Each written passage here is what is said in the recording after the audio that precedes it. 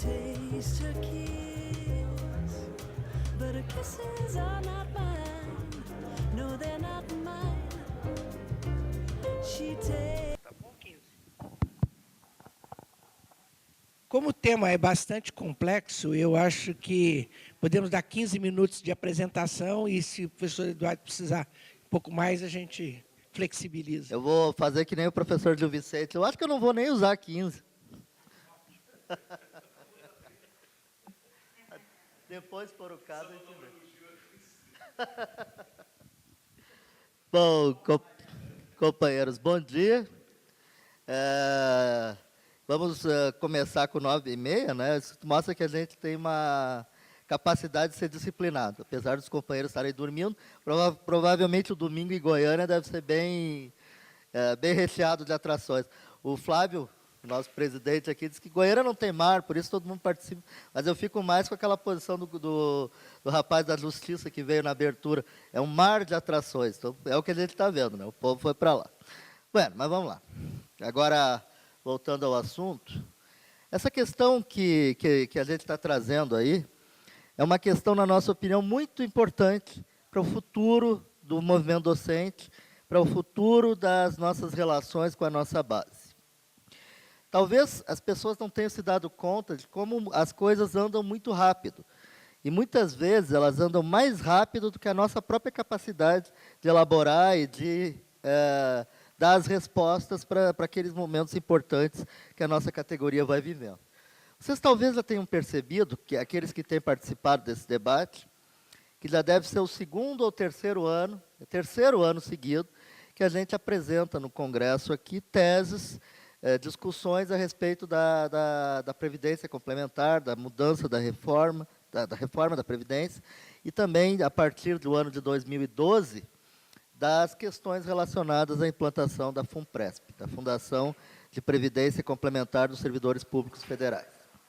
Enquanto a gente ficou nesse período todo discutindo, durante 2 anos, que foi o que aconteceu, afinal, nós estamos no 10º, desde o 8º encontro, a gente tem falado desse assunto, lembrando um pouco o que estava acontecendo na vida, no mundo real, enquanto nós estávamos aqui fazendo nossas teses e discutindo.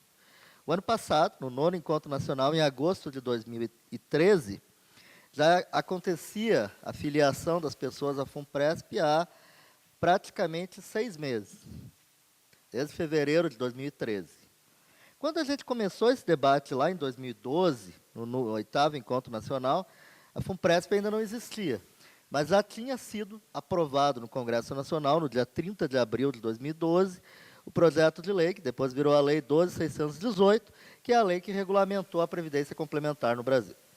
Ou seja, o tempo que nós ficamos procurando fazer, pensar e discutir o que nós faríamos em relação a esse futuro, o futuro já tinha passado, ele já é passado. E por que é importante a gente discutir um futuro que já é passado? Porque de lá para cá, de 4 de fevereiro de 2013 para cá, 1.000 professores já estão filiados à FUNPRESP. E, portanto, para esses 1.000 professores, o debate que nós estamos tratando aqui não é um debate de futuro, daquele que vai dizer, agora quando mudar a Previdência, agora quando a gente tiver aposentadoria de um outro jeito, agora que a gente não vai ter mais aposentadoria integral. Na realidade, para esses 1.000 colegas nossos, que estão espalhados de norte a sul do Brasil, o agora, quando virá, a realidade é desde o dia que eu comecei, e que já faz 2 anos. Portanto, alguns deles já estão quase chegando em 10% do seu tempo contributivo para a aposentadoria. É isso que a gente tem que perceber, que as coisas elas vão muito mais rápido do que a nossa capacidade como movimento docente de dar as respostas objetivas para os problemas da categoria. Mas antes de eu falar especificamente do tema, que é a eleição da FUNPRESP, eu vou fazer uma pequena contextualização, até porque o nosso encontro tem, na minha opinião, a maior renovação dos últimos 10 que a gente teve. A gente vê aqui muita gente nova que não participou antes, e principalmente que não esteve em João Pessoa, lembrar, de uma maneira muito sintética, aquilo que está na cartilha da Previdência. Vocês todos que estão aqui no encontro, já tinham acesso à cartilha da Previdência e já receberam aqui também aqueles que não tiveram acesso antes. Quem não teve acesso ainda por algum motivo, está na página do Proifes. Um dos destaques que rola lá é a cartilha Aposentadoria dos Servidores Federais, ou dos professores das IFES, não lembro mais, ontem, hoje e amanhã. Essa cartilha, ela, na realidade, foi uma resolução do 9º Encontro Nacional do Proifes, e a gente trabalhou nela durante todo o segundo semestre de 2013 e colocamos no ar no início desse ano. Foi uma tentativa, um esforço grande que o Proifes fez de apresentar, não apenas para a sua categoria, mas também para todo o conjunto do movimento sindical, a situação real hoje que tem os servidores públicos respeito à sua aposentadoria. Em linhas gerais, nós criamos um conceito de dividir os servidores em gerações de aposentadoria, gerações de aposentados. A gente fez essas gerações, obviamente, entre aspas, porque não se refere a uma questão cronológica da vida das pessoas, mas sim uma questão cronológica relativa à sua entrada no serviço público. E eu não vou entrar em todos os detalhes, quem quiser detalhe por detalhe, está tudo descrito lá na cartilha. Mas, em linhas gerais, as 4 gerações de aposentadoria são as seguintes. A primeira são aqueles que, lá em 2004, quando foi feita a reforma, a emenda 41, a emenda constitucional número 41, que é de dezembro de 2003, quando veio e foi promulgada a emenda, ela garantiu, ela separou os servidores públicos em 2 tipos. Aqueles que já estavam aposentados ou já tinham direito à aposentadoria, eles tiveram seus direitos em grande medida preservados, mas não todos. É bom que a gente se dê conta disso também. Eles tiveram preservados a integralidade da sua aposentadoria, entenda-se integralidade como ter na aposentadoria o mesmo contra-cheque da ativa, com exceção daquelas parcelas que são típicas da atividade, auxílio alimentação, auxílio transporte, auxílio creche, etc. E eles também mantiveram a paridade, tendo-se paridade como ter o direito aos mesmos reajustes que aqueles que estão na atividade. Lembrando que uma coisa é consequência da outra, porque, afinal, os aposentados da primeira geração, eles guardam no seu contra-cheque, na sua vida laboral, as mesmas rubricas que nós temos na atividade, ou seja, no nosso caso, vencimento básico e retribuição por titulação. Além de outras, obviamente, que a gente já discutiu bastante aqui, como anuênios e outras gratificações. Mas, especificamente relativamente ao que nos une como categoria, vencimento básico e retribuição por titulação. Mas não ganharam tudo, também perderam. Porque a emenda 41, ela disse, as situações até aqui estão preservadas, com exceção de uma. Passa a existir no Brasil, a partir da reforma, o conceito de contribuição previdenciária de inativos, que era uma coisa que nós não conhecíamos até 2003. Isso, inclusive, foi objeto de muita polêmica, eu não vou entrar em grandes detalhes nisso, até porque nós já perdemos isso. Temos agora, lutando no Congresso Nacional, aquilo que falou para a gente o representante do MOSAP na abertura, a emenda constitucional, a PEC 555, que visa acabar com essa contribuição previdenciária dos inativos. Mas as mudanças, em geral, foram essas, e também passou a existir uma nova mudança, a partir daquele momento, para a primeira geração, que é a mudança relativa às pensões.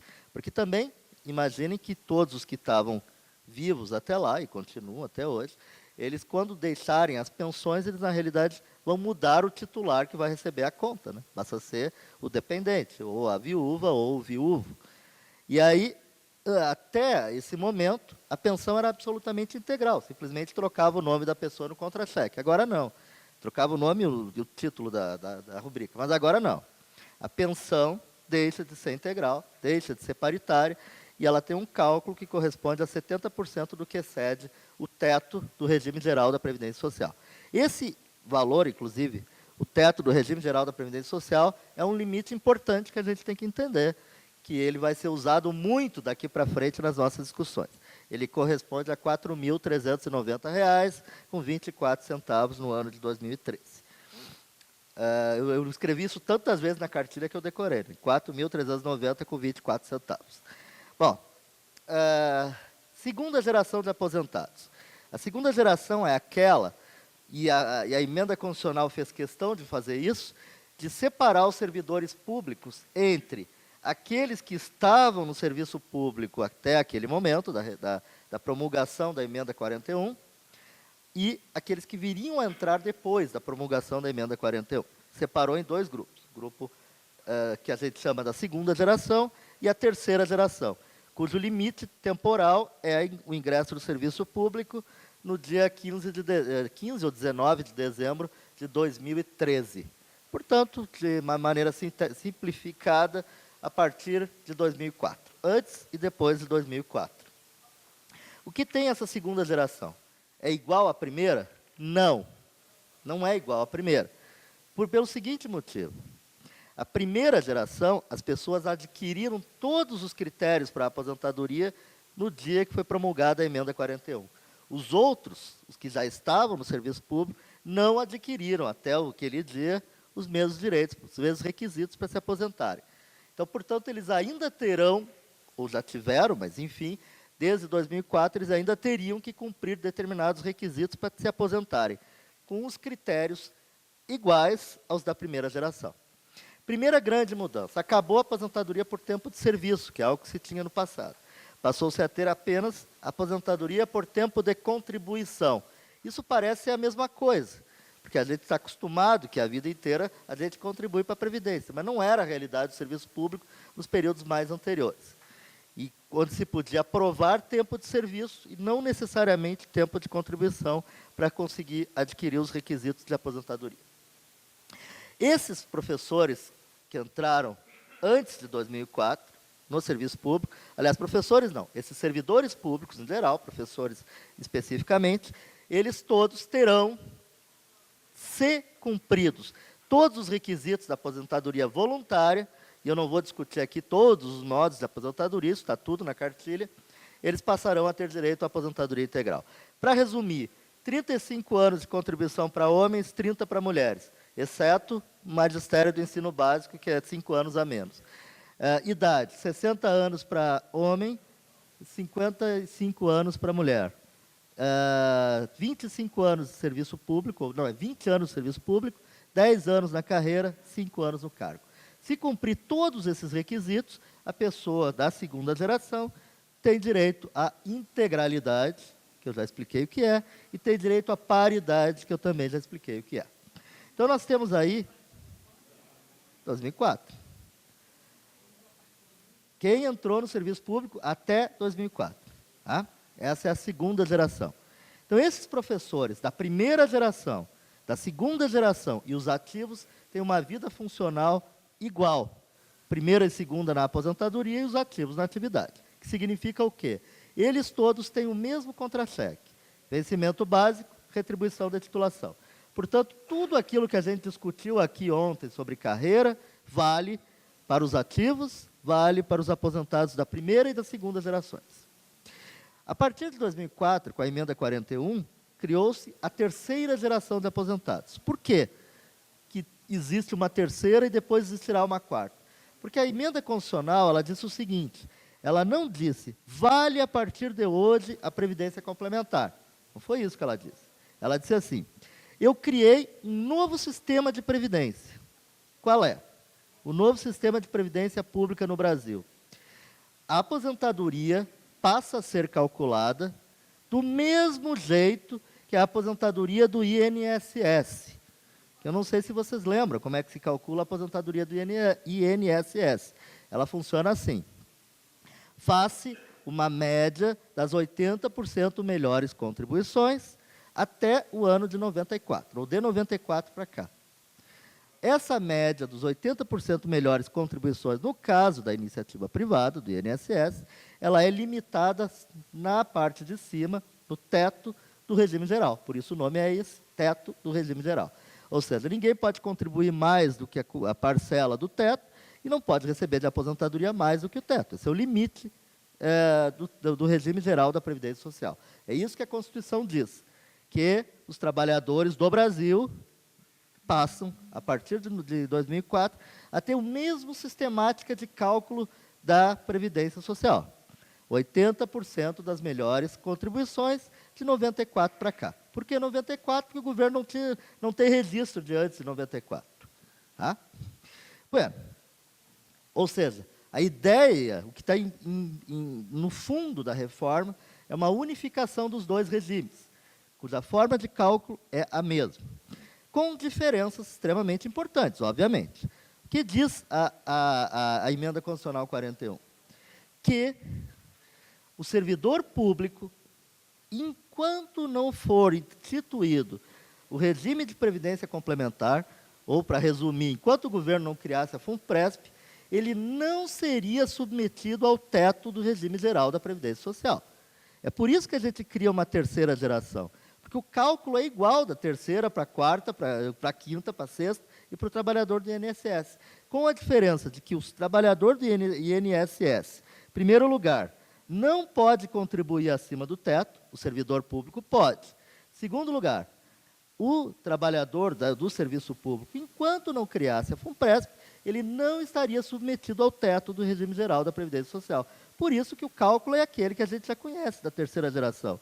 É 80% das melhores contribuições, desde 94, a média, né, sem teto. Portanto, pode ser até o limite do último contra-cheque que a pessoa tem, desde que a sua média das 80% melhores contribuições seja igual ao último contra-cheque. É possível? É. Não vamos discutir matemática aqui, mas é possível que isso aconteça. O limite que ele tem não é o teto do regime geral. O limite que ele tem é o seu próprio último contra-cheque. Só para constar, os 15 minutos passaram. Tá bom. Mas tu tinha me autorizado a deixar um pouquinho mais, né? Que mudou? Não tem mais integralidade. Portanto, esses professores, como é que é o seu salário? Ele é calculado por essa média, sem limitação de teto. Como é que é o seu reajuste salarial? Bom, de 2004 até 2008, ninguém sabia. Em 2008, com a aprovação da Lei 11.784, que, por sinal, é a mesma lei do nosso acordo, daquela época lá, foi criado que o reajuste desses professores, ou desses servidores públicos, é igual ao do regime geral da Previdência Social. Portanto, é o INPC. Tá? Corresponde ao INPC. Então, ele não tem mais integralidade, porque é o cálculo da média, não tem mais paridade, porque é o INPC, o seu índice de reajuste. Essa é a terceira geração. Tem outros aspectos que eu não vou entrar em todos, estão lá na cartilha, como é que é a pensão, como é que é a invalidez, e vai por aí afora. Até porque houve duas outras emendas constitucionais que eu não vou comentar por falta de tempo, a PEC paralela de 2005, a emenda constitucional 70 de 2012, essas eu não vou entrar nesses detalhes agora. Esses professores são quem? Os da terceira geração. São todos os que ingressaram no serviço público a partir de 2004, até o dia que o governo conseguisse aprovar a FUNPRESP. Essa aprovação da FUNPRESP, ela se deu, como eu disse antes, no dia 30 de abril de 2012. Mas foi dito lá na lei que a FUNPRESP passaria a vigorar como a data da criação do regime de previdência complementar quando ela fosse aprovada pelos órgãos de controle da Previdência Social. Isso aconteceu no dia 3 de fevereiro de 2013. Tá?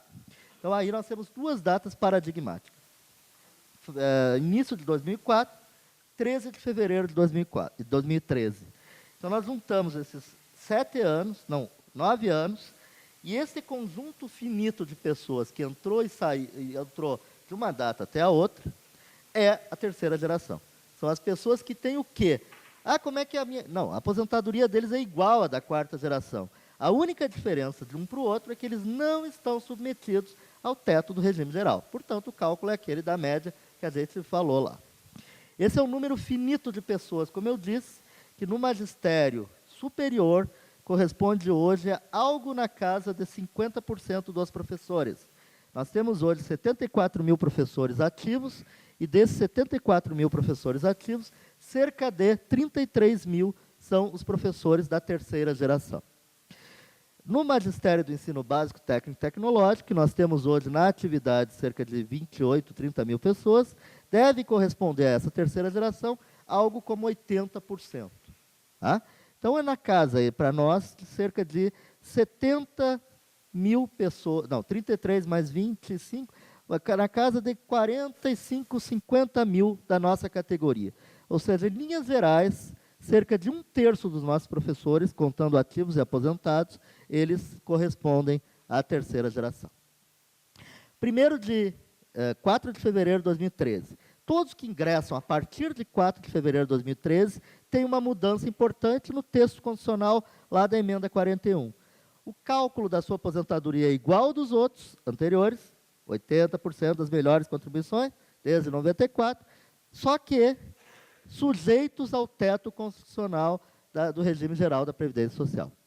Em outras palavras, a média pode ser maior que o teto, e normalmente, no nosso caso, vai ser. Só que não importa qual é a média, o que importa é que o limite máximo de salário que a pessoa recebe, como aposentadoria, é o teto do regime geral.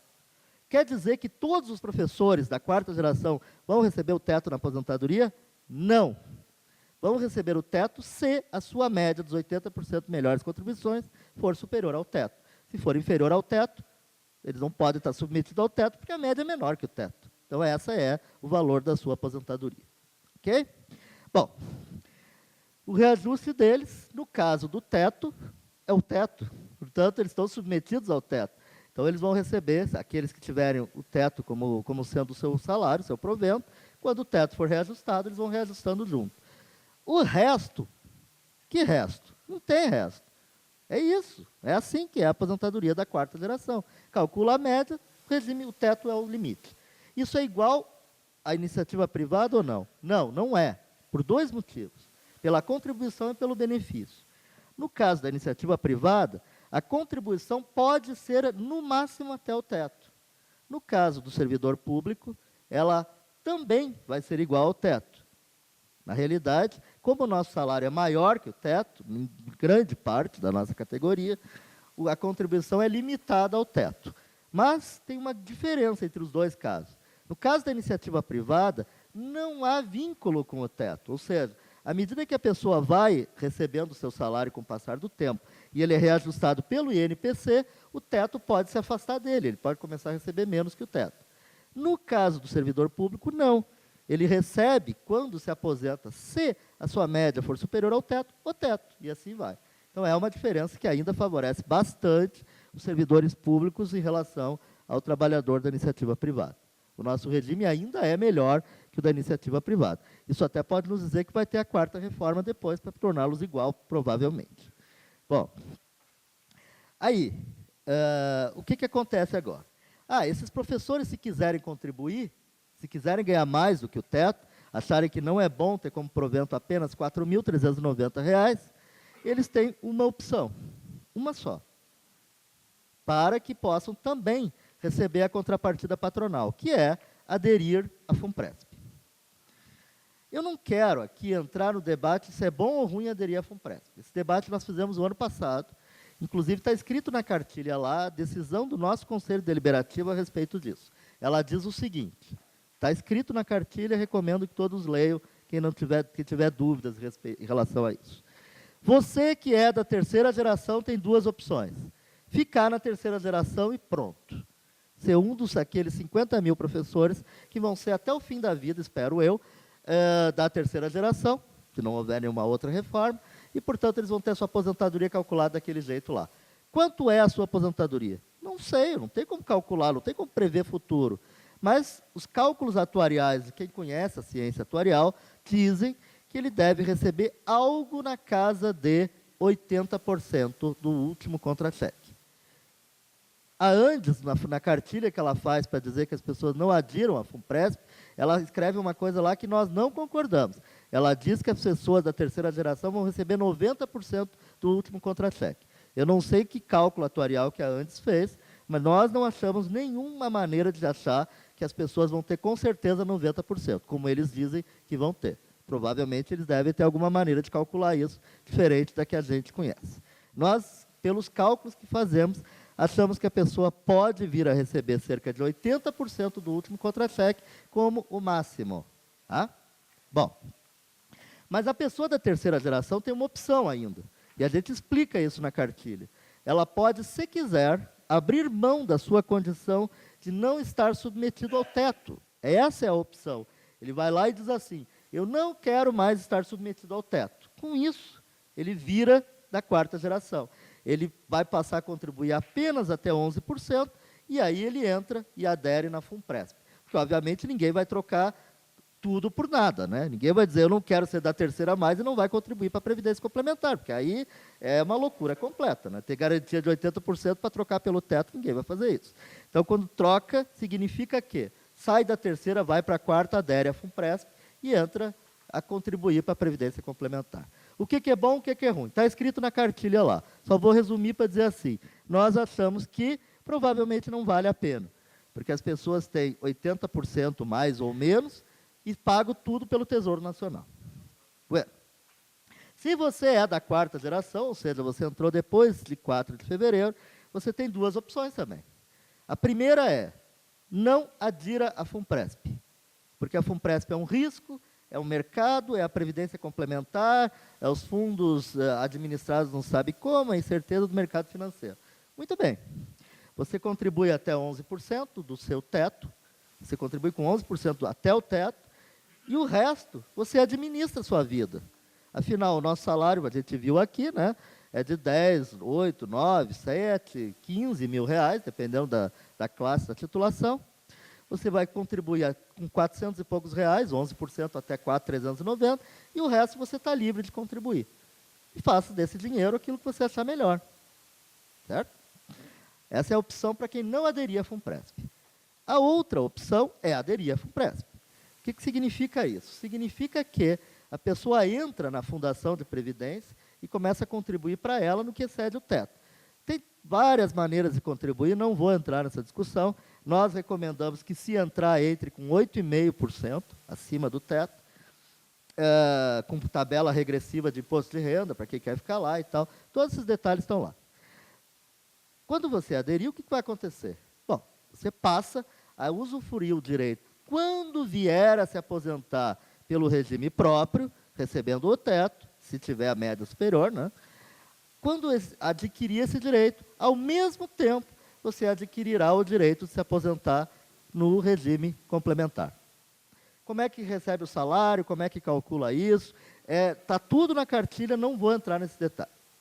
Bueno, situação real hoje, e aí eu passo para começar a defender as propostas que a gente colocou no texto aí.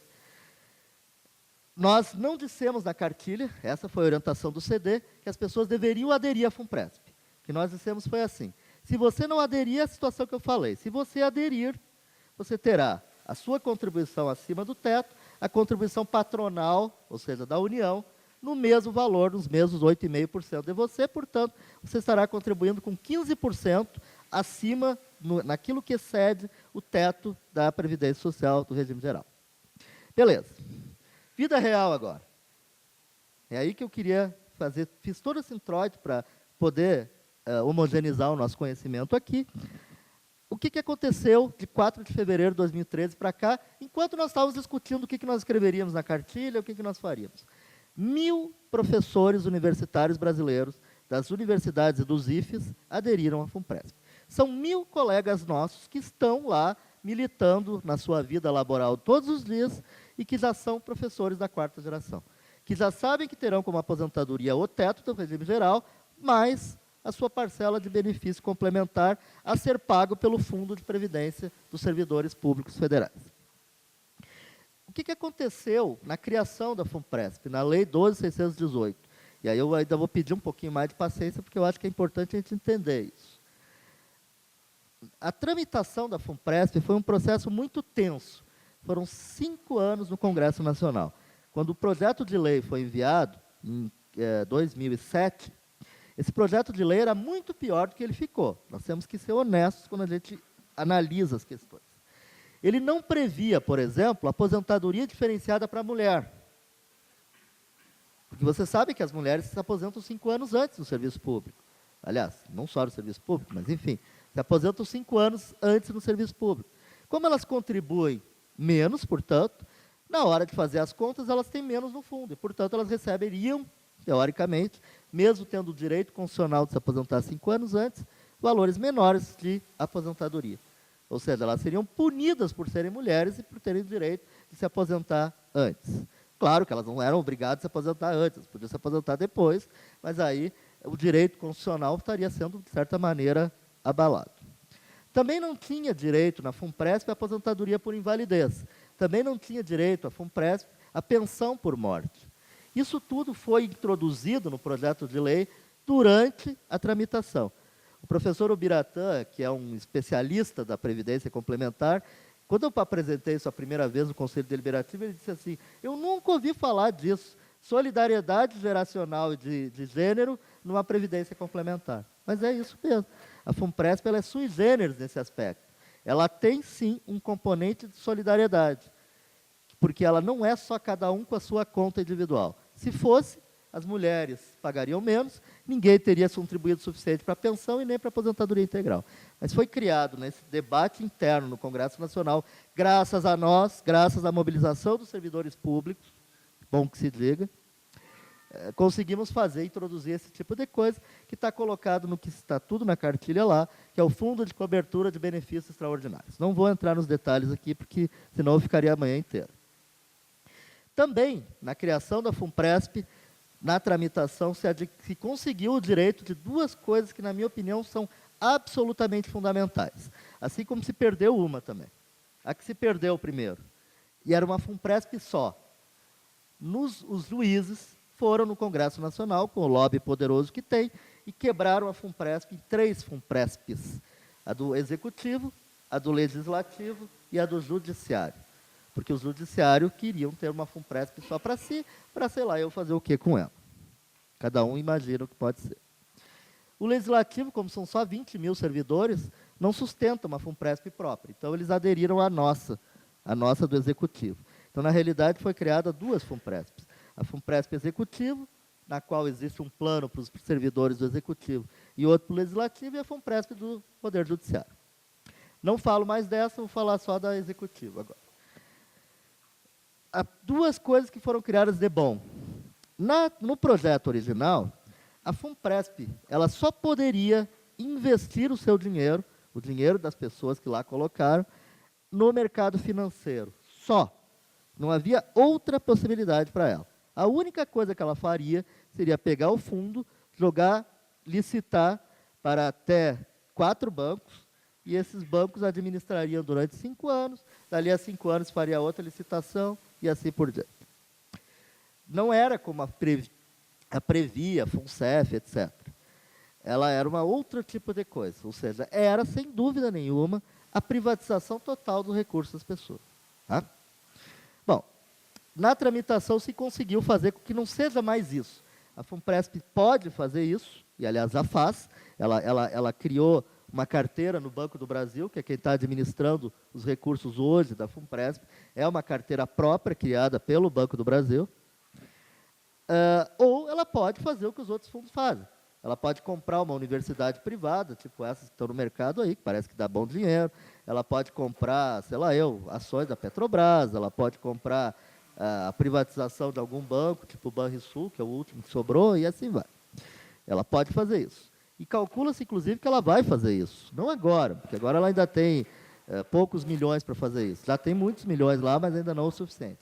Mas daqui a uns anos, imagina que ela vai chegar a alguma coisa na casa de 60 bilhões de reais. Ela deve ser, seguramente, o maior fundo de pensão do Brasil. E um dos maiores do mundo, não tenho nenhuma dúvida quanto a isso. Vejam que eu não estou analisando nada mais, porque eu acho que a hora de analisar já passou. Estou falando da vida de hoje.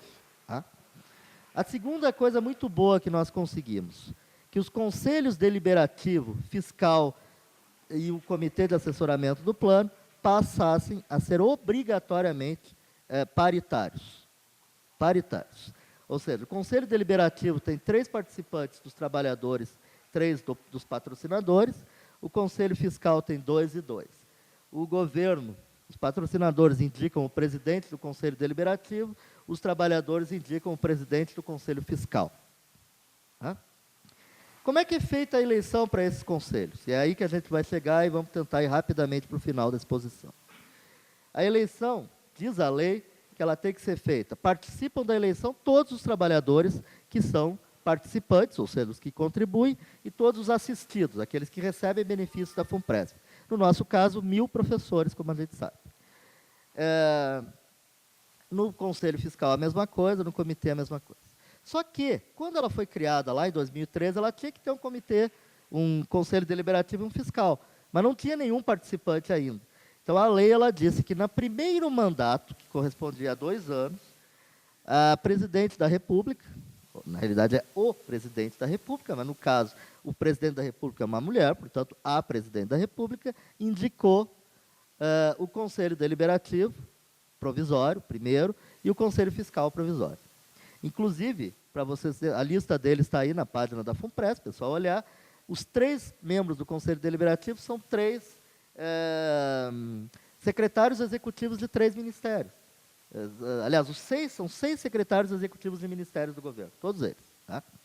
Bom, esse Conselho Deliberativo escolheu a diretoria, que é a prerrogativa dele, ela é presidida pelo Ricardo Pena, que é uma pessoa independente do que a gente possa achar do que ele está fazendo lá. Eu posso testemunhar a vocês que é uma pessoa de diálogo, com quem a gente tem conversado, tem dialogado bastante, tem apresentado para a gente todos os relatórios da FUNPRESP. Está ali, não sei se está ali ou se está lá em cima no meu quarto, o relatório de 2013, se alguém quiser olhar. Quer dizer, isso também está na página, está no Diário Oficial da União.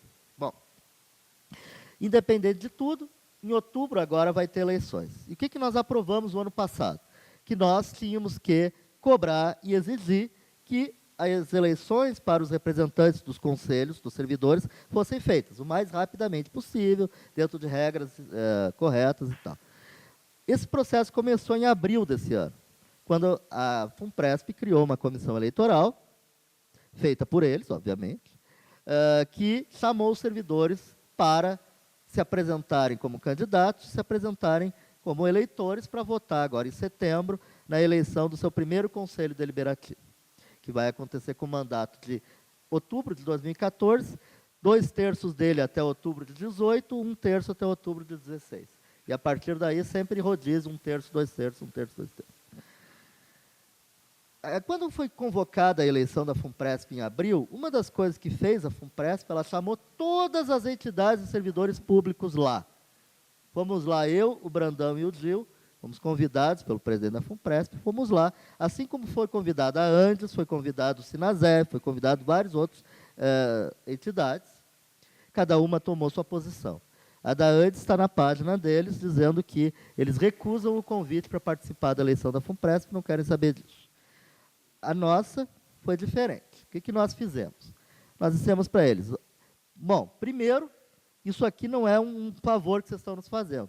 Nós já tínhamos oficiado vocês no ano passado de que vocês tinham que abrir esse processo, porque é o direito dos 1.000 professores e dos outros 2.000 aderentes à FUNPRESP hoje terem essa participação. Segundo, nós, obviamente, não teremos uma chapa do PROIFES, porque isso não existe. Não adianta a gente ficar criando fantasmas entre nós. Existe uma chapa de servidores, só eleitores são eles, candidatos são eles também, só quem participa do sistema.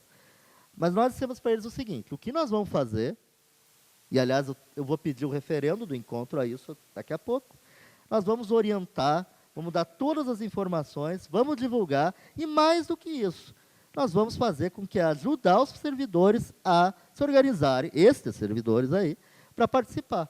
Porque agora não se trata, como eu disse antes, da gente fazer julgamento sobre a FUNPRESP. Se trata da gente dizer que 1.000 professores universitários brasileiros, dos 4.000 que entraram de 2013 para cá, já aderiram à FUNPRESP. E eles não saem mais. Isso vocês podem ler na cartilha lá. Quem entrou não sai mais. Quer dizer, pode sair, ninguém está preso no Brasil, mas o dinheiro fica. Tá? Então, é provavelmente que esses professores entram e não saem mais. Tá? Então, se trata disso, se trata de ajudá-los a fazer. Rapidamente agora, para tentar resumir e fazer as 3 propostas que estão aí no caderno. Como é que é a eleição? Participam da eleição todos os que entraram na FUNPRESP até o final de abril. Aí nós levamos um susto, porque era abril quando nós estávamos lá, e participavam da eleição só quem entrava até abril. Nós dissemos, isso não é possível, porque agora que a gente sabe do edital, e as pessoas que querem participar ainda estão em dúvida se entram ou não entram na FUNPRESP. Elas também têm que ter o direito. Aí o PROIFES escreveu um documento para a FUNPRESP dizendo assim, não pode ser assim. A gente tem que dar um prazo maior para que as pessoas se informem. Como você sabe, isso foi informado já na nossa página, a Comissão Eleitoral aceitou a proposta do PROIFES e prorrogou as inscrições na FUNPRESP, para quem quisesse participar, até o dia 29 de julho, que acabou semana passada, um pouquinho antes de nós virmos para cá. Tudo isso nós divulgamos na página do PROIFES, para que todo mundo ficasse sabendo. Tá? Bom, a eleição, podem participar dela, então, todos os que aderiram de 1º de março, de 4 de fevereiro de 2013, até 29 de julho de 2014. Esse é o colégio eleitoral, esses são os candidatos. São 3 cargos no Conselho Deliberativo, 2 no Fiscal, 3 no Comitê de Assessoramento do Plano, Comitê Técnico do Legislativo, 3 no do Executivo. Portanto, os servidores do Executivo participam de 3 candidaturas ao Conselho Deliberativo, titular e suplente, 2 candidaturas ao Conselho Fiscal, titular e suplente, e 3 candidaturas de titular e suplente no Comitê de Assessoramento do Plano do Executivo. Os do Legislativo no seu plano e nos outros conselhos também. E o que a comissão definiu? Que não poderia os 3 membros do Conselho Deliberativo serem do mesmo grupo de categoria funcional que eles criaram. Eles pegaram a FUNPRESP, isso está no regimento eleitoral, que é permanente, não é só para essa, que o número de vagas no Conselho, são 3, ela teria que ser proporcional ao número de aderentes de cada uma das 3 categorias profissionais, que são as seguintes. Categoria 1, é o povo que ganha bastante lá, é a AGU, é o Banco Central, é as carreiras típicas de Estado, área da gestão, basicamente. Área 2, categoria 2, educação. Dentro da educação, os patrocinadores são os seguintes: todas as universidades federais, todos os institutos federais e mais o Ministério da Educação. Portanto, nós estamos inseridos dentro da categoria 2, onde estão os professores e técnicos administrativos, ainda que deve ter muito pouco técnico, porque tem que ganhar acima do teto, né? E os técnicos jovens provavelmente não ganham acima do teto. E também servidores do Ministério da Educação. E a categoria 3 é o resto, os demais servidores. Bom, significa o quê? Que na hora de montar uma chapa, a chapa tem que ser completa. Portanto, os servidores que forem se apresentar lá, eles têm que apresentar um titular e um suplente da primeira categoria, aquela da gestão, um titular e um suplente da educação, um titular e suplente das demais categorias, incluindo aí o legislativo também. Um titular e um suplente do Conselho Fiscal de 2 categorias diferentes, um titular e seu suplente, e outro titular e outro suplente com outras categorias também diferentes. Mas como são 4 vagas, uma das 3 vai ter 2. Né? E no comitê assessor, 3 titulares e 3 suplentes, não importa a categoria. Não é assim, os candidatos da educação vão lá e se apresentam para a vaga da educação. Não, é uma chapa só, ou 2, ou 3, ou 4, não importa, mas chapas completas. Então, o que nós avaliamos na diretoria do PROIFES, quando a gente saiu dessa reunião e aprendeu tudo isso? É impossível para professores jovens, 1000 que são, espalhados em todos os lugares do Brasil, são 2 na Bahia, são 10 no Rio Grande do Sul, eu estou falando números mais ou menos aproximados, tá? São 7 aqui, 8 ali, 5 aqui, que eles consigam se reunir a nível nacional, acharem entre eles 6 candidatos, 2 para o Conselho Deliberativo, 1 para o Conselho Fiscal e mais 2 para o Comitê de Assessoramento. Ao mesmo tempo, eles fossem lá conversar com as áreas da gestão, ao mesmo tempo fossem lá conversar com as outras áreas, para juntos todos montarem uma chapa com 22 candidatos. Nós achamos que isso seria impossível se a gente não fizesse o trabalho político que, na nossa opinião, o PROIFES tinha a responsabilidade de fazer, que era, em primeiro lugar, orientar os 1000 professores sobre tudo isso. Segundo lugar, ajudá-los a, junto com as outras entidades e servidores públicos, com quem nós temos diálogo. Por exemplo, chegou aqui, sentou naquela mesa ali, o presidente do FONACAT, que é o Fórum Nacional das Carreiras Típicas de Estado. E com ele nós conversamos bastante sobre isso. Já conversamos bastante com a CONDICEF, já conversamos bastante com a Associação Nacional dos Participantes em Fundos de Pensão, ou seja, já conversamos bastante sobre esse povo todo aí. E só tem jeito de ter chapa se tiver articulação nacional, porque a chapa tem que ter 22 pessoas dentre estes aí. Tá? Bom, lembrando que podem participar não apenas pessoas que são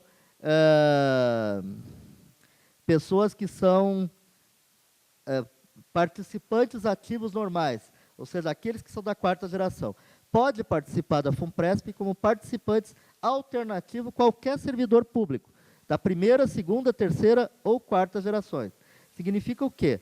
Que as pessoas podem ir lá na FUNPRESP contratar um plano de previdência complementar, como podemos ir no Banco do Brasil, no Bradesco, na Sul América, em qualquer lugar. Tá? Esses também têm direito de participar e poderiam se inscrever até o dia 29 de julho de 2014. Essa é a história, e eu vou pedir para a Cristina ler para mim as 3 propostas que estão por escrito, porque eu não vou lembrar isso de cor e eu não estou com o caderno aqui. Se eu puder ler para mim, Cristina, por favor.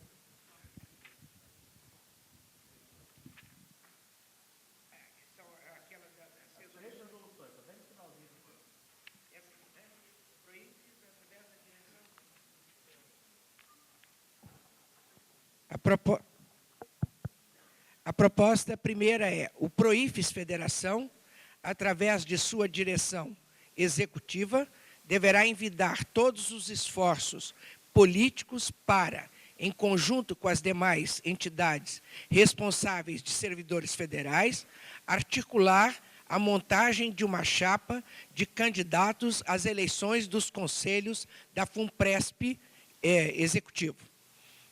2. O 10º Encontro Nacional aprova a participação de todos os membros de instâncias da entidade, incluindo a direção executiva e o Conselho Deliberativo, que preencham os requisitos e que queiram, de forma individual, participar do processo eleitoral da FUNPRESP executivo, não considerando tal participação como óbice ou constrangimento para sua participação nos órgãos diretivos da Federação.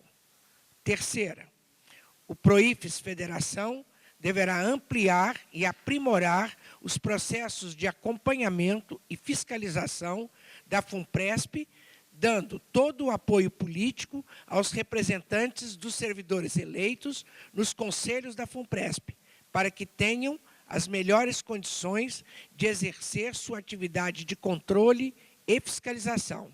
E 4º, o Proifes Federação deverá ampliar o trabalho de divulgação e orientação aos professores jovens sobre sua situação de aposentadoria e previdência. Para terminar, os critérios esses que fala na segunda proposta é que não basta ser qualquer professor ou qualquer servidor. Ele tem que ser da FUNPRESP, como eu já disse, participante normal ou alternativo, naquelas datas, e ele tem que preencher os requisitos da Lei Complementar 108 e 109, ou seja, não é qualquer pessoa, ela tem que demonstrar na hora da inscrição experiência na área jurídica, na área econômica e contábil ou na área de administração. Isso inclui, inclusive... Hã? Sim, isso inclui também, a área de administração inclui também gestão de órgãos sindicais, gestão de universidades, gestão de várias formas. Isso também pode ser justificado na hora de fazer. É isso, obrigado, desculpe pelo excesso de tempo.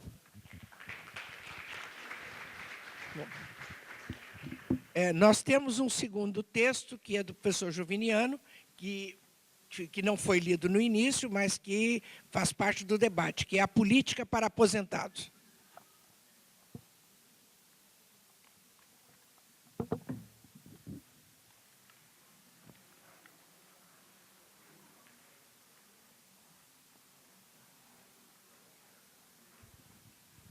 Bom, nós temos uma preocupação especial com os aposentados, que corresponde a mais de 40% da nossa base. Temos uma comissão de aposentados, que é uma comissão que realmente foi da comissão que mais tem funcionado na entidade. Temos, no dia 15 de setembro, um encontro, pretendemos grande, de aposentados, para o qual, inclusive, o coordenador no MOSAP, ao qual nos filiamos, já se comprometeu a estar presente. Nós fizemos uma proposta de política para formalizar. Antes de nós virmos para cá, nós encaminhamos a todos os professores aposentados da PUB uma carta dizendo que estavam trazendo essas posições para o encontro nacional, junto com colocamos o modelo, a cópia da carta que nós mandamos para os deputados e senadores, para eles, inclusive, usarem a mesma carta ou fazerem similares para deputados e senadores em relação à PEC 555. E, na verdade, cada aposentado está recebendo em casa um kit com essa linha, que é mais ou menos a linha que nós temos seguido na PUB. A maior parte das propostas parecem óbvias, ou corresponde à linha tradicional, histórica do movimento. Mas, mesmo óbvio, precisa ser reafirmado, até porque, periodicamente, aparecem visões diferentes. A coisa mais óbvia, mais tradicional, mais antiga no movimento docente é a manutenção dos aposentados na folha das universidades. Que é uma luta muito antiga. O risco era um modo dos aposentados não só se sentirem integrados à categoria, ser parte da categoria, mas um modo de ter uma vacina, um seguro contra o risco que aconteceu algumas vezes na história do Brasil, de pessoa passar para o Tesouro e aumentar a defasagem ativa de aposentado. É óbvio, há 30 anos que nós vimos isso, ou 40, mas de vez em quando aparece aquela ideia de que é preciso separar para diminuir o peso na conta da universidade, repassar para o Tesouro, para a universidade ficar com mais dinheiro para investimento. Então, se reafirma. A outra coisa é priorizar a luta pelo fim do desconto previdenciário dos inativos, a PEC 555, que já esteve na pauta, agora retiraram da pauta, está na bica de votar, e que nós queremos fazer uma proposta, e é uma posição que nacionalmente tem uma grande aceitação, porque a população não consegue entender porque depois de aposentar, você tem direito à aposentadoria, você continua contribuindo. Então, parece uma contradição. Da carta, inclusive, que nós mandamos para os deputados, nós colocamos, inclusive, o paradoxo da pessoa que tem direito a aposentar e não se aposenta, recebe o bônus de permanência, o bônus de permanência, deixa da prática de pagar a previdência, e quando é obrigado a se aposentar, como foi meu caso, compulsório, quando é obrigado a aposentar, ou quando resolve se aposentar, volta a pagar. Então, tem a outra questão, que é lutar pelo reajuste de vencimentos básicos, para que, de modo que o vencimento básico eleve a sua participação na remuneração total, porque quanto mais antigo o aposentado, maior a possibilidade deles não terem mestrado e doutorado, porque muito não existiu. Se eu fosse me aposentar quando adquiri o direito a me aposentar, eu não tinha doutorado. Diga-se passagem que na minha área de ciência política até hoje tem 2 no Brasil, e olhe lá. Certo? Então, a ideia de que o vencimento básico é o que define o professor. O professor é adjunto, associado, é definido pelo vencimento básico. Defesa e garantia da aposentadoria especiais, tanto as concedidas quanto as que já serem obtidas. Nós estamos, inclusive, com a tarefa aqui de cobrar ao PROIFES o prosseguimento dos resultados da reunião que houve em São Paulo para a defesa das aposentadorias especiais, ameaçadas pelas instruções normativas.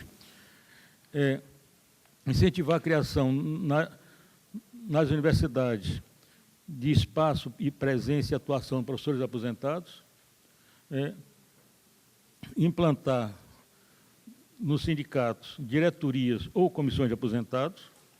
No nosso caso, nós temos uma diretoria que implantamos uma comissão, e a participação, enquanto sindicato, de organizações de aposentados, como o MOSAP, o movimento de... O MOSAP todo mundo sabe qual é, tem um representante, estava até aí. No fundo, é uma reunião de coisas que parecem óbvias, lógicas, normais, que a gente, grande parte, já faz, mas na hora que você reúne num texto, você pode apresentar isso, pode ampliar, pode colocar outras coisas, fazer um negócio mais detalhado. Você apresenta aos aposentados a ideia que existe uma política específica característica, lógica e defesa deles. Essa é a posição nossa.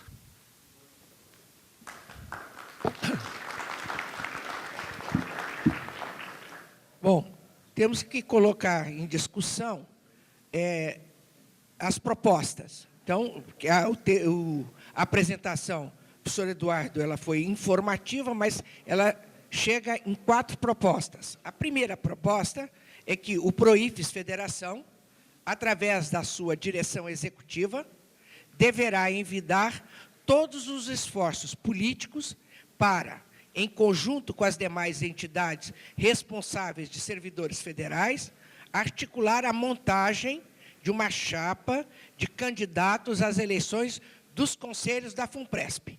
Então, está em discussão essa primeira resolução. Então, estamos abertas as inscrições. Quem quiser falar, pois não.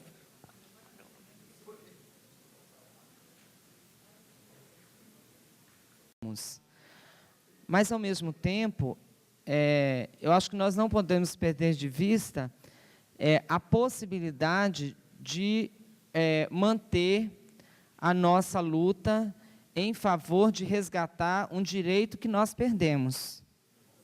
Né? O que é muito difícil, eu sei, nós estamos num processo em que nós estamos, né, perdendo direitos, né? O fato de ter a primeira reforma que nos colocou em gerações diferentes e conflitos de gerações, inclusive,